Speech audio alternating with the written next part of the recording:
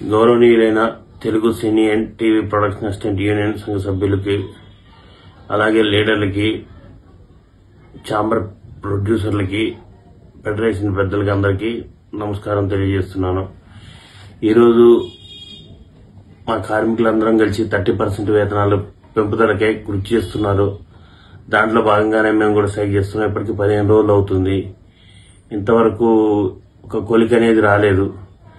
దయచేసి మేము ఒకటే చెప్తున్నాము, ఎవరెవరో ఏదేదో మాట్లాడుతున్నారు నిర్మాతలు.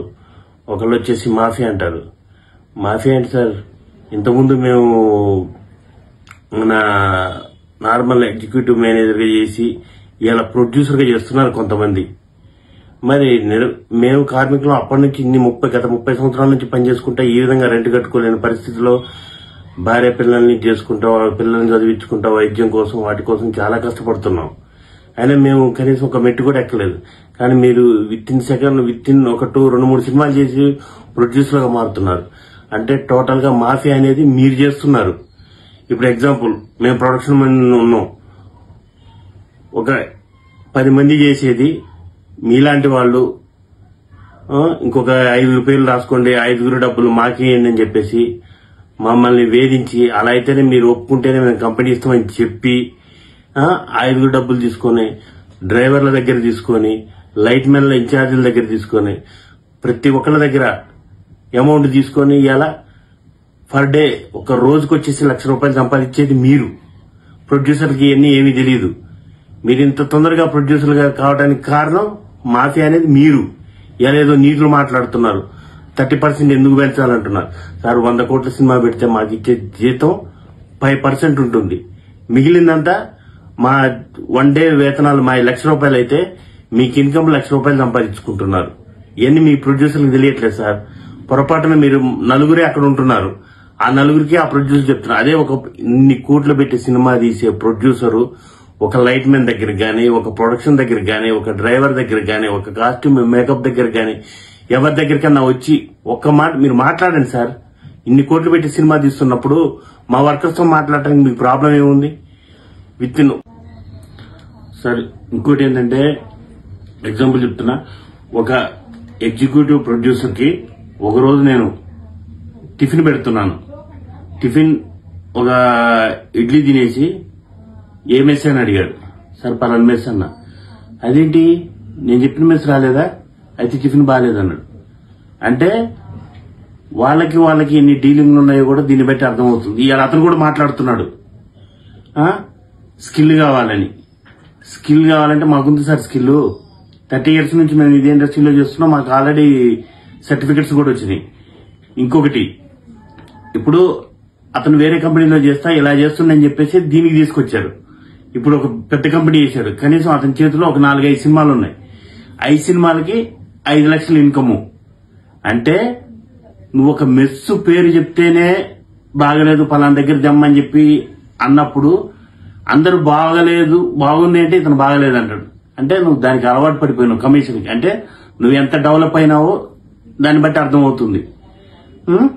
ఇలా చేసుకుంటా ఇప్పుడు ఎగ్జాంపుల్ చెప్తున్నా. ఇంకొకటి ఏంటంటే, ప్రతి ఒక్క దాంట్లో పాపం ప్రొడ్యూసర్లు అనే వాళ్ళకి ఏది తెలియదు. కేవలం వాళ్ళు డబ్బు పెట్టే నిమిత్త మాత్రమే. జరుగుతున్న సిచ్యువేషన్ ఏంటంటే, ఇప్పుడు వీళ్ళకి అతనికి ఎవరైతే కమిషన్లు ఇస్తున్నారో ఆ నలుగురిని పెట్టుకుంటాడు. ప్రొడ్యూసర్ వచ్చినప్పుడు ఆ నలుగురితోనే మాట్లాడిస్తున్నాడు. అంతే తప్ప, ఇప్పుడు ఆర్ నారాయణ మూర్తి గారు ఉన్నారు సార్. ఇప్పటికి ఎన్నో సినిమాలు చేశారు. కేవలం కార్మికుల గురించి చేసే మనిషి అతను. మరి అతను మాట్లాడొచ్చు, ఏమి మాట్లాడాల అంటే, ఒక చిన్న సినిమా తీస్తున్నారు సార్ ప్రొడ్యూసర్లు. చిన్న సినిమాకి అయితే 5 crore పనిచేస్తారు, పెద్ద సినిమాకి అయితే 10 చేస్తారు. అంతే తేడా, డిఫరెన్స్. అంటే నీకు ఆల్రెడీ మెంబర్స్ తగ్గిపోతున్నారు, ఇది బడ్జెట్ తగ్గిపోతుంది. ఒకటి. ఇంకొకళ్ళు అంటారు మేము పెద్ద ప్రొడ్యూసర్ సార్, చిన్న నిర్మాతలు ఉన్నప్పుడు మీరేదో అడావుడిగా ఒక డేట్ పెట్టి ఒక ఏదన్నా పండగలకు గానీ లేకపోతే హాలిడేస్ లో గానీ ఇలాంటి మూమెంట్ లో సినిమా రిలీజ్ చేస్తున్నారు. కనీసం చిన్న నిర్మాతలకు థియేటర్లు కూడా ఇవ్వట్లేదు.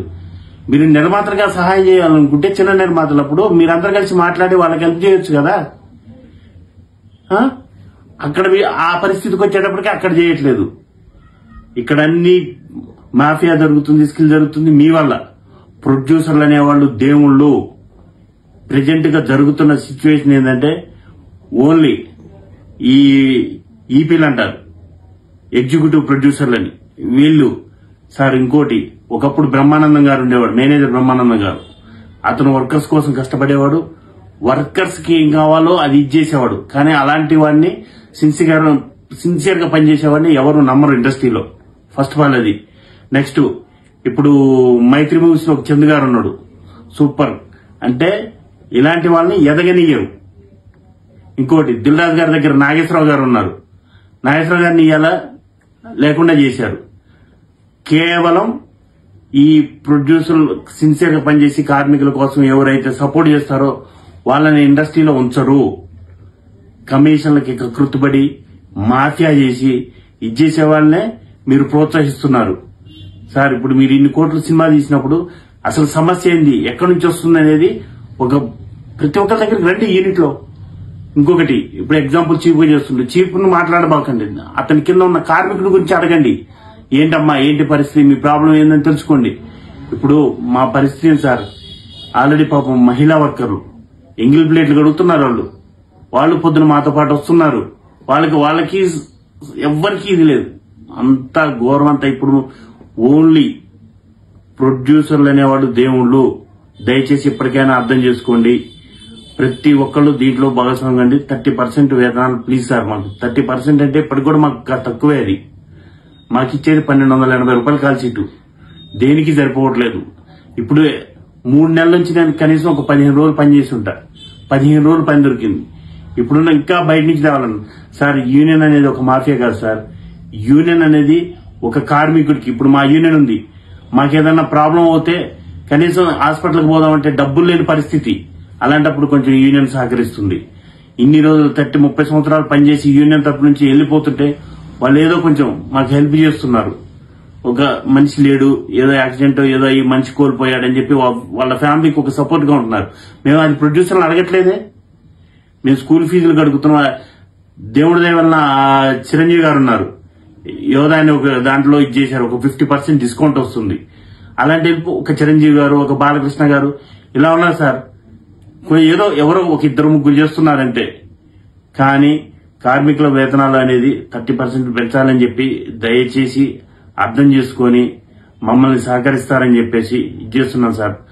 ప్రెజెంట్ గా మీకు బడ్జెట్ అనేది ఒకసారి క్లారిఫికేషన్ చేసుకుంటే అడగండి, ఎవరు ఏంటి ఏందని. ఒక లైట్ మ్యాన్ అడగండి, ఒక ప్రొడక్షన్ అడగండి, ఒక డ్రైవర్ అడగండి, ఒక కాస్ట్యూమ్ మేకప్, ప్రతి ఎవ్రీ వర్కర్ ని మీరు నార్మల్ గా ఉన్నప్పుడు అసలు మీ ప్రాబ్లమ్స్ ఏంటి, మీరు ఎంతమంది వస్తున్నారు ఏంటి సార్. ఇన్ని కోట్లు పెట్టినప్పుడు ఒక్క నిమిషం మాట్లాడటం తప్పే ఉంది సార్.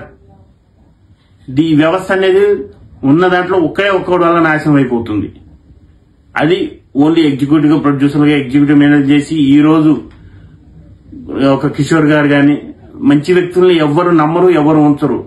ఈ కమిషన్లకు కృతిపడి నాకెంత నీకెంత అని చేసేవాడికి మీ డబ్బు అంతా వృధా అయ్యేది కేవలం వాళ్ళ వల్లే. ఒకసారి అర్థం చేసుకోండి. దయచేసి మీరు మాకు సహకరిస్తారని చెప్పేసి ఆశతో. Thank you. మీ Kranti Kumar, production assistant union.